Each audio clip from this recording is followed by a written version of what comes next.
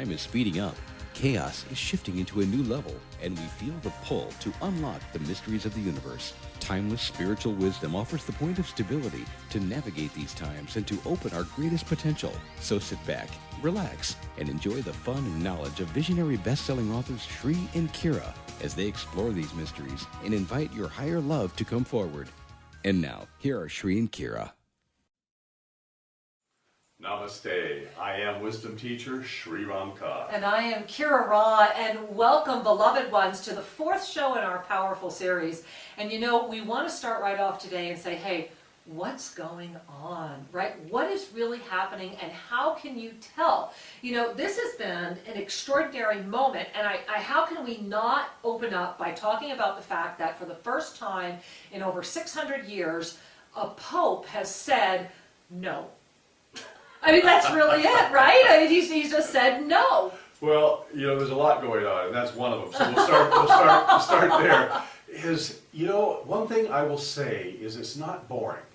That is so true. There is so much going on our planet right now. It's as if we've been in the calm, you know, the center of the cyclone, the calm place inside the hurricane, because we have a strong sense that things are going to start moving rapidly and with a few bumps in the coming weeks and months. Well, you know, Shri, speaking of that, let me ask you right now, how many of you have noticed, I mean, really noticed that as we're diving more into this year, that not only has time taken on a whole new dimension, we've talked about that a lot, but the intensity, right? This is an intense moment. So let's talk about the fact that on the same day, globally, the Pope resigns, right? We have North Korea doing a nuclear underground test. You have the world rallying around lots of new energies.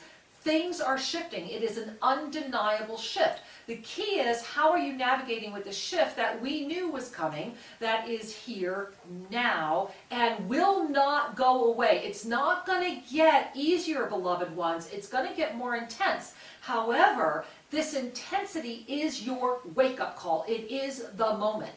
You know, one of the things that people sometimes don't fully wrap around until it's right in your face is the fact that our structures in the world, every structure, from a political structure, countries, institutions like the Catholic Church, these structures, each one is acting out in the same way as a person would if they've been addicted to something and now they're coming to their senses. So consider for a moment, I use the addiction model because most people either have personal experience or know people who have struggled with that kind of a thing.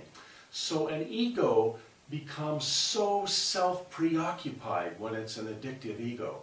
Like, you take a look at what's going on in Korea. Is that a self-absorbed, self-preoccupied situation? I mean, and really, what's fascinating to me, Shri, I just have to jump in, is I'm sure many of you are aware of the fact that just a couple weeks ago on North Korean, I guess, TV, they had this video showing a nuclear bomb destroying New York City, and they were singing about how wonderful it was and really rallying around that.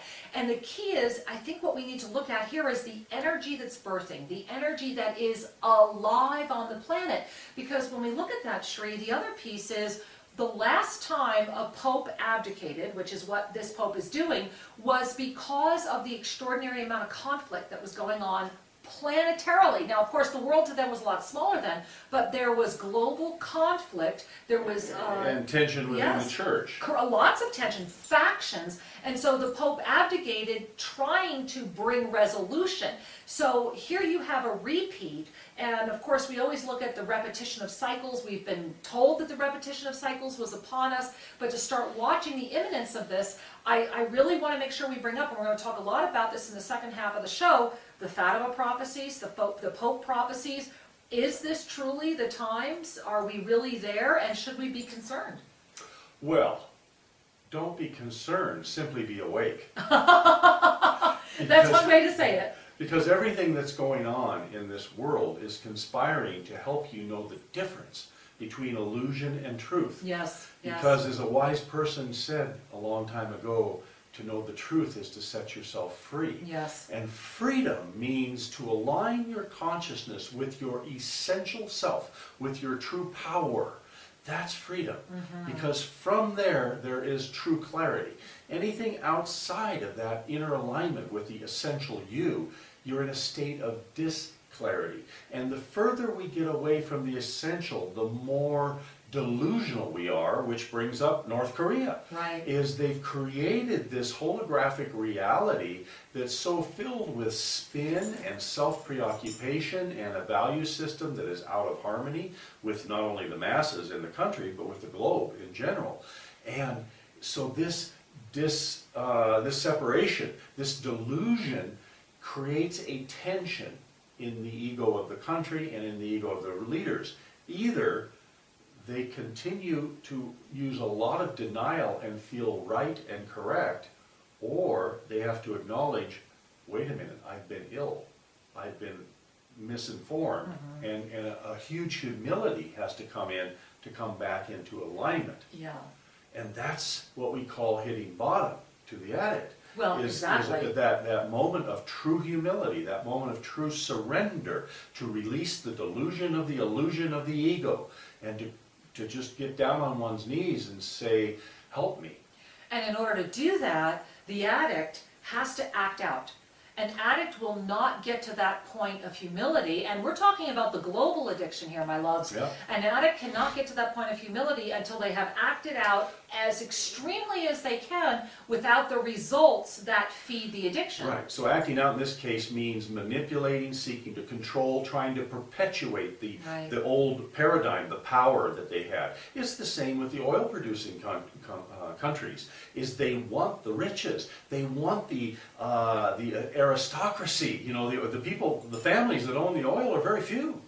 And yet the world is bubbling. Be authentic. Come back to your true self. And so the masses are not happy. They're beginning to say enough with the old structure. And the new structures are wanting to be born. Yeah. Yet there's that incredible tension because the elite of the old structure control the guns, the police, and many of the essential resources. So it's a very much a tension that will be tragic as it evolves. Well, you know, Shri, what's fascinating about all of that is that, you know, today our show, we had planned on talking about relationship and about the relationship with the self, the relationship with the planet, the relationship with others, the relationship with life, the relationship with transition. And what's fascinating this week is Shri and I have a lot of people around us who are in the state of transition, or friends who have people that are in the state of transition right now. A lot of people we know are transitioning as we're offering the show. And yet, the energy that came forward right now kind of grabbed us. So while this was going to be a 4-part series, stay tuned. Next week we are going to do one more.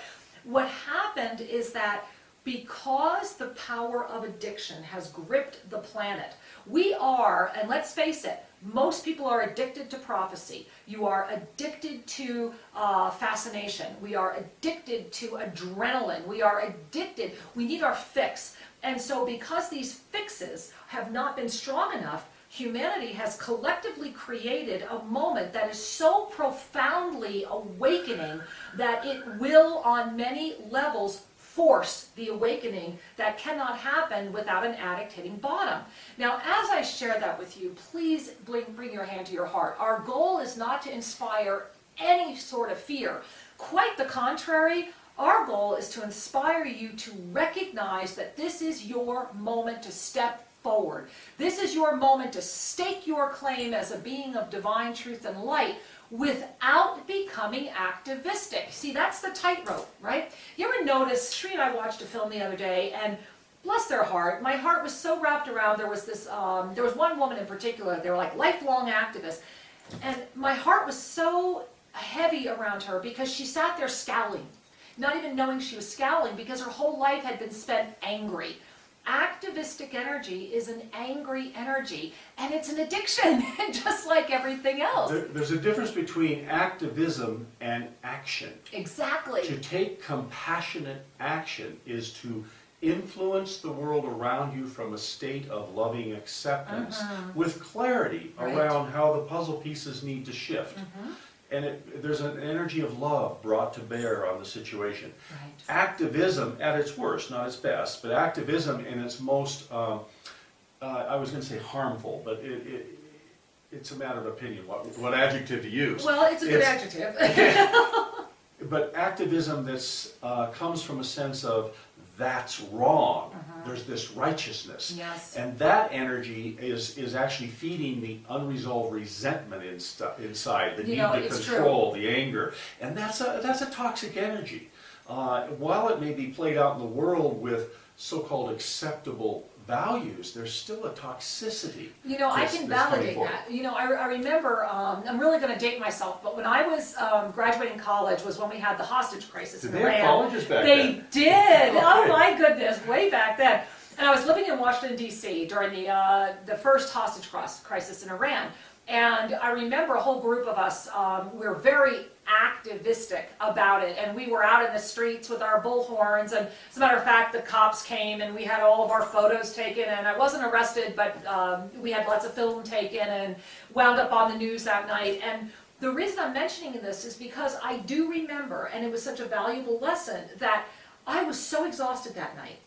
And I was so angry, and I was so filled with challenged energy that in that instant, for my own awakening, I recognized that we had accomplished nothing other than a collective vent of anger, and that we had actually sent a wave of energy out. Even though we all deluded ourselves, we really kept saying this was a positive activistic action. We were positively saying, get these hostages home, do it right away. But the reality was that what the energy put out was anger, and we were met with anger. Right. And that's the key, my loves, is that what you're seeing in North Korea, and I want to talk about that a little bit, Sri. Hang on one second, I want to repeat.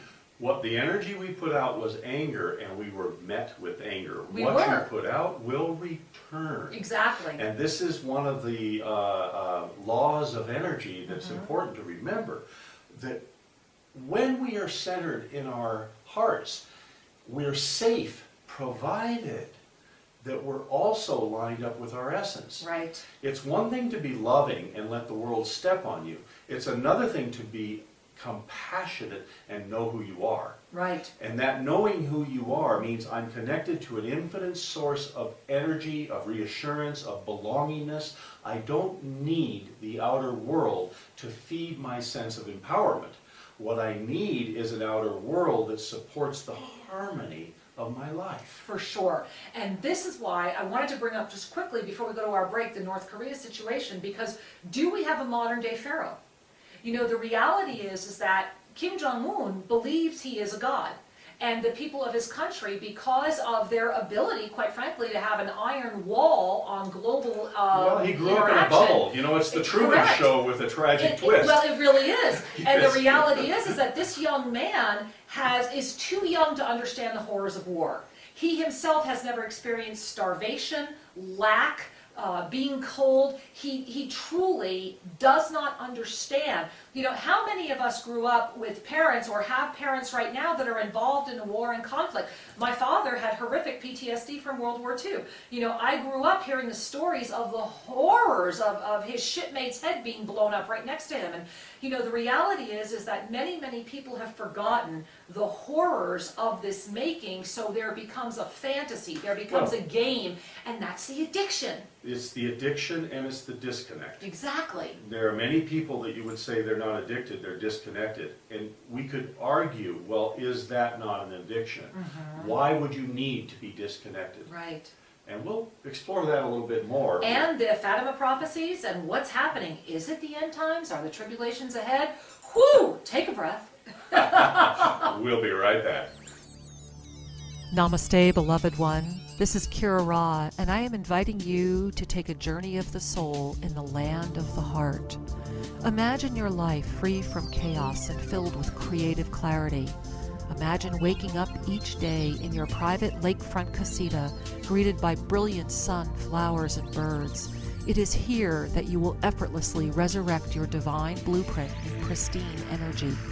Yes, I am inviting you to join us for a personal resurrection vacation retreat at beautiful Lake Atatlan, Guatemala. Here, you can rejuvenate your life as you indulge in Tosa spa cuisine, private healing sessions, yoga, tai chi, meditation, and loving support. Imagine enjoying pure air, zero noise pollution, and endless stars in this ascended nirvana. The time is now to claim your true joy. Learn more by visiting shriandkira.com and just click on the Resurrection Vacation Treat page. Tosa La Laguna, healing lives, healing hearts. We welcome you home. Welcome back. We're glad you're with us. And today we are exploring disconnect, delusion, illusion, and love. What is, I love that you said that because that is such the truth. And what is up? As we started sharing with you, as we are moving through this time, and it's an intense time, the gift, and there is always a gift, of this time is that you truly have the opportunity to empower yourself, to walk through this moment from the broad angle lens, from the wider perspective, and to gaze at this with an educated, discerning, wisdom-filled eye. All the choices, we're at the buffet of choices, right? It's an all-you-can-eat buffet. It's 24 hours a day, and you can select as many as you want. The key is, which one are you going to stick with?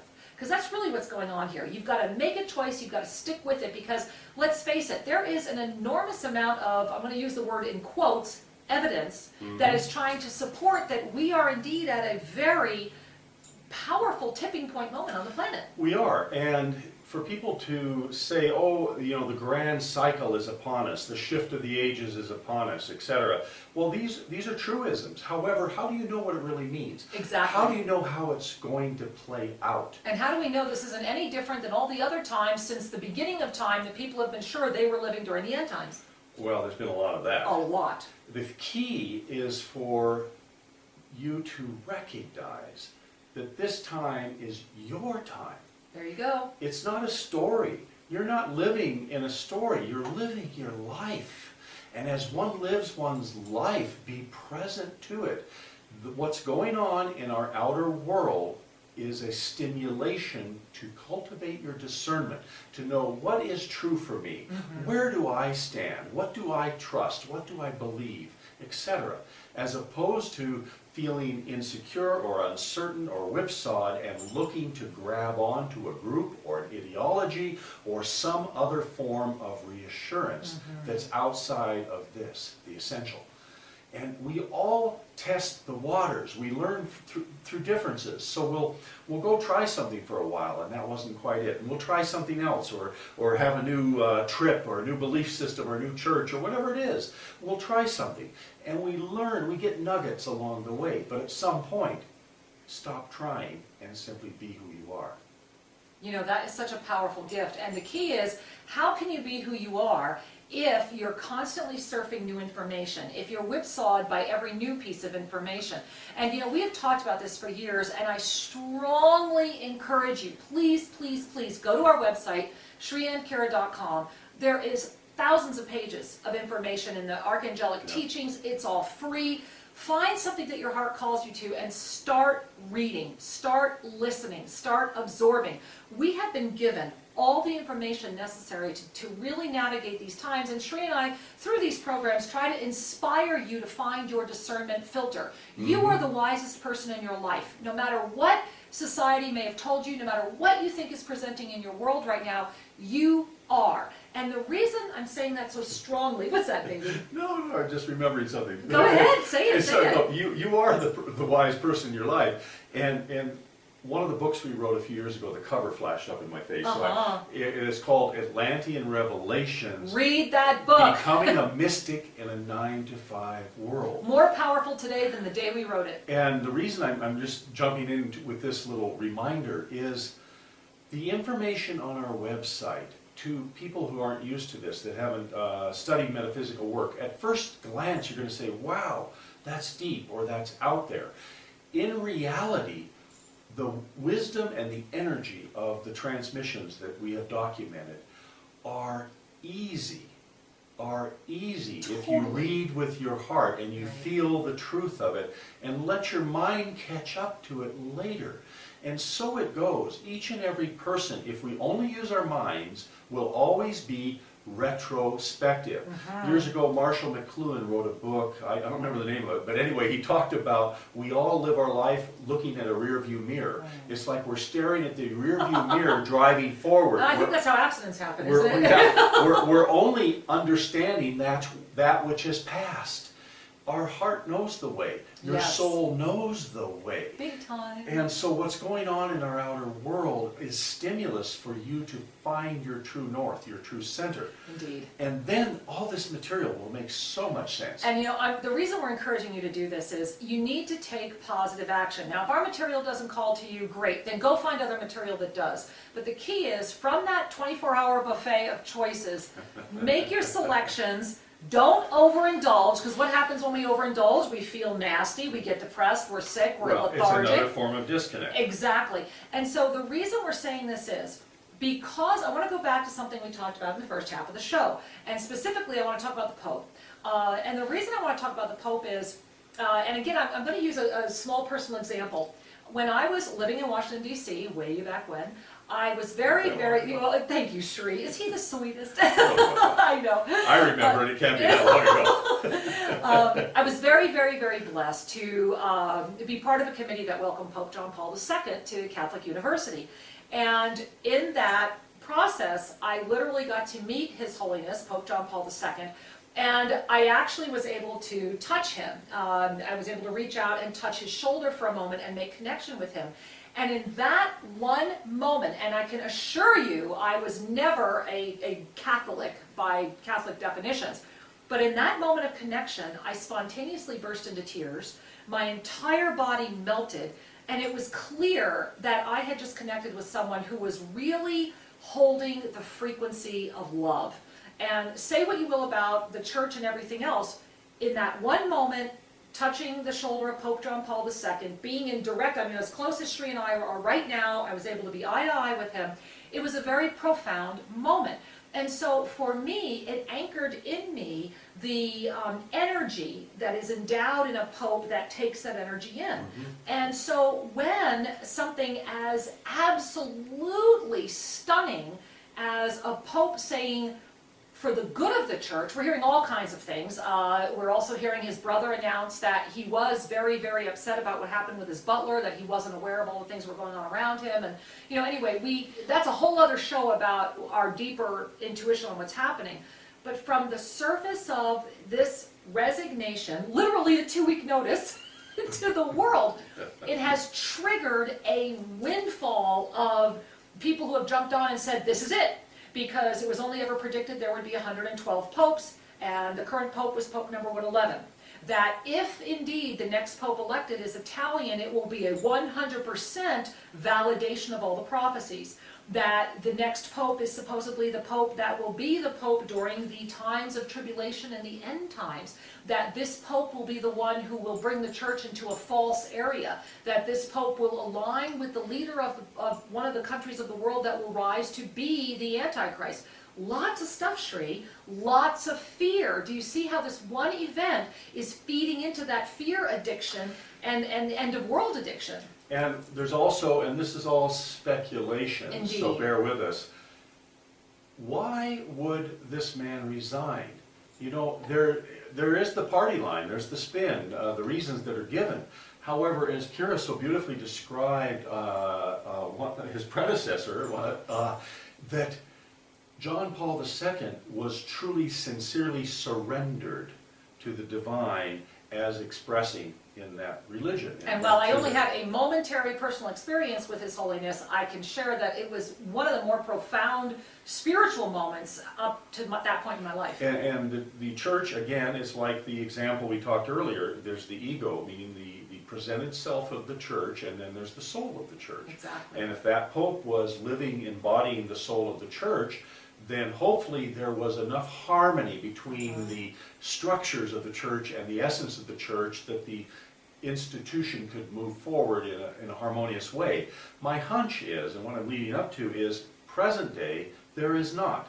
That the Catholic Church is one of the institutions, like the democracy in the United States and the systems within the United States, Well, the Vatican is its own country. that is being shook at its foundation. With 1.2 billion followers, which is 1/7 of the world's population. It's huge, and most of those followers are in Latin countries. Hello. We're here. And in the Western countries, there is an attrition going on in that faith. Yes. So that's a whole nother topic. The only thing I wanted to point out is, as you observe what goes on, because that's the fun part of the news, is you observe the spin of the newscasters, and you read between the lines what's going on in the institution.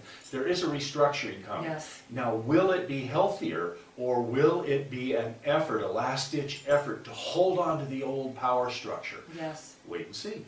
And so, beloved ones, here's something we want to encourage you to consider, and it is this. There is going to be, and as you're watching this, and I don't care when you're watching this video or when you're listening to this show, what you will know is that there has been a large upswell in prophetic information, and that lots of false prophets are going to start coming up again. Remember, you are the wisest person on the planet. The seed of your soul, the blue jewel of your heart, contains that wisdom. And this is why our work has been solely to inspire, assist, and help you open that up. And that's why we're doing in April the Evasive Quantum Immersion. If there is any way you can join us, come learn this process. Because now more than ever, it's critical for you to know this process. One of the reasons I brought up Atlantean Revelations, becoming a mystic in a 9-to-5 world, is because being a mystic should, I apologize for using that. Thank you, Shri. Being a mystic could be your norm. And actually it is your norm. And it does not require running off to an ashram, running off to a monastery, No. joining a cult. And this is the point, this is one of the themes that I hope that you receive from Kira and I, is we're living ordinary lives in an extraordinary way. And you can too, my angels. It's not difficult. What is perceived as difficult is making the choice from that 24-hour buffet, because you've got too many selections in front of you if you choose to see them all. The reality is, when you narrow the focus to that of your heart and you commit, enlightenment is simple, it's just not easy. And the reason it's not easy is because it means you have to get very, very serious. There are things of this world that absolutely do not serve living an awakened life. And the reality is, it's not popular to say that, but Shri and I gave up caring about being popular a long time ago. It's certainly very popular for a lot of people out there, especially at the New Age circuses, which or as Mark Twain said, I wouldn't want to be in a club that had me. That would accept me as a member. So we left. and the reason we're half-heartedly sharing this is that when you have a bunch of people that care more about you liking them, you following them, you paying them, then what you're going to get is basically a preaching to the choir kind of message. They're going to say anything to make you believe something. The reality is, Shri and I have been labeled spiritual renegades for a reason. We're not out there to do that. We've disconnected from that life. What we're here to say is, pay attention to your wisdom. Pay attention to your heart. Listen and with your heart, and pay attention to the truth, because our planet right now is entering a moment of mass misinformation, massive delusion, and massive hysteria. And this is going to build, which is why you want to, and go to our website, this is free, join us. Every Sunday morning, Shri and I offer a worldwide meditation at 7 a.m. Central Time, right, Guatemala time, I think it's Central Standard. And we send that energy out. Connect with us in your own home. This is just done. Connect with us. Because we're anchoring the 4 points of the Cosmic Ascension portal, beginning with February 2013. And in February 2013, the energy that anchors the first point of that portal is simply, I am here. And if you're out there listening to all of the brouhaha, you're not here. You're somewhere else. We very easily lose our sense of anchorship, our sense of alignment. The world has overstimulated us and overpreached us to conform. And it's important to find your truth without getting hooked on the anger or the grief, because both emotions will be there as your ego relaxes its grip. We talked about the addict hitting bottom. That happens in so many ways. It can be light and easy, and it can be hard and nasty. But in reality, when we believe that we were one thing and we discover that we're something else, there is a process, a grieving process, yeah. as we let go of the old attachment and For the old sure. way. So we can have this lovely conversation with you, however, there's still work to be done. It's your journey, it's your life. It's your work. And it's your work. We each have our own, and we have our own. And so it's essential and important that you surround yourself with people that are living authentically, that are living from the heart, that offer you an energy of acceptance as you continue to evolve on your path. If you don't do that, you'll be swept away by the mainstream delusion. And then at some point you'll bubble up and go, wait a minute, I think I'm stepping off to this nice sandy banks of the river. I'm not going to be swept away anymore. Exactly. And so what's up? What do you want to be up, beloved ones? Are you ready to live your ordinary life extraordinarily like we are? Then join us in the ability of knowing without doubt that your life matters, your wisdom is important, Yes. and your thoughts are your own. We love you. We care about you. This is a powerful moment. Namaste. Thank you for joining us today for 2012 Higher Love. Remember that you can find out more about Sri and Kira by going to sriandkira.com. That's SRIANDKIRA.